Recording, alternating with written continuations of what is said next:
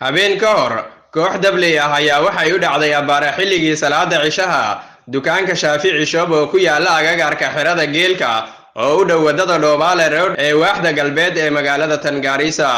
Burcadaan ayaa dhaqaale fara badan ka qaatay dukaanka ayaa sidoo kale jirdil iyo handadaad isugu daray shaqaalaha dukaanka iyo macaamiisha ku sugnaa, taasi oo qalqal gelisay dhammaan dadka ka ag dhawaa markii ay maqleen dhawaqa rasaasta oo mid ka mid ah shaqaalaha dukaanka lagu riday, sida uu sharaxayo milkiilaha dukaanka Shaafici Shop Mr. Shaafici Cabdiqaadir Dhicisa oo ii waramaya.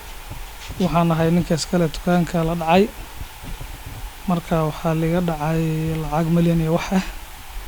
waa maqnaa waxaan ku maqnaa marka dukaanka la dhacay qabriyaha aan ku maqnaa. qabri baa jiray, yar baa waldoos ku dhintay, marka qabriga tacsiisan jiray, qabriga aaday anigoo qabriga ku maqan ayaa shuftada ay soo gashay dukaanka markay soo gashay laba wiil joogeen, marka labada wiil dukaanka ay gadaayeen, marka shuftada laba nin waxay ka soo galeen gadaal, ninna wuxuu ka soo galay hor.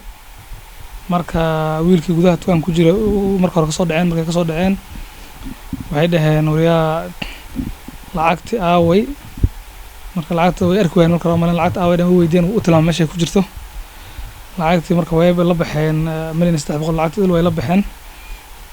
marka kii hore yarkii kala asna gadaal lagu maad kii hore markaas wiilkii waxa xabad ku tuuray, xabadii wiilkii way ku dhici gaartay, Ilaahay badbaadiya maanta alxamdulillah haddii naf ay meesha ay yaalino geeri ay jirin. marka xabadii waxay ka baxday gacantiisa iyo fiira agtooda ka baxday, Ilaahay baa badbaadiya alxamdulillah. Mr. Shaafici ayaa geesta kale ugu baaqay laamaha amniga iyo mas'uuliyiinta magaalada inay wax ka qabtaan falalka dhaca oo ku sii badanayay habeenadii la soo dhaafay goobaha ganacsiga.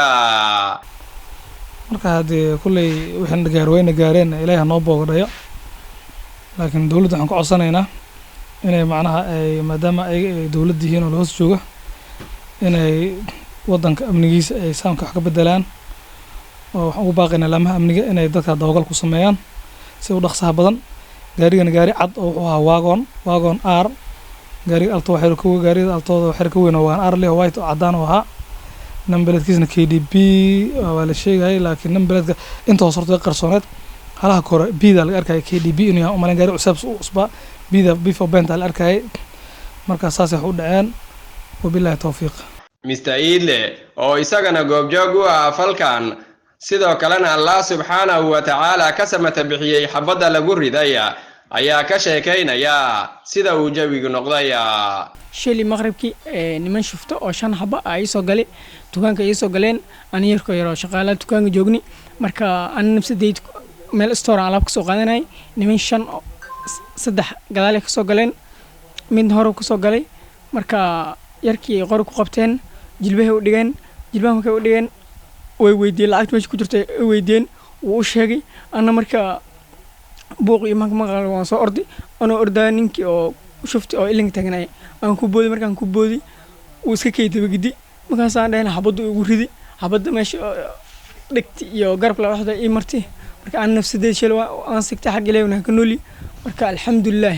marka waxay lacag ay qaan karaan way qaateen 1 milyan 300 ay qaateen. si kastaba ahaatee waxaa saacadihii la soo dhaafay boqolaal qof ay laamaha amniga ku xireen waaxyaha kala duwan ee magaalada, kuwaasi oo qaarkood loo haysto inay ku guda jireen ka ganacsiga waxyaabo liddi ku ah ammaanka, lana filayo in qaarkood maanta ay maxkamadda ka soo muuqdaan kadib markii laamaha amniga xalayto ay ka dhagaadeegeen baaqiya in dadkan si damaanad ah lagu sii daayo. waxaana mas'uuliyiinta amniga magaalada Tangaarisa ay wacad ku mareen in ay si adag ula dagaalami doonaan kooxaha burcada, sida uu ii sheegay gudoomiye ku-xigeenka amniga ismaamulkan Gaarisa Mr. Duncan Rono.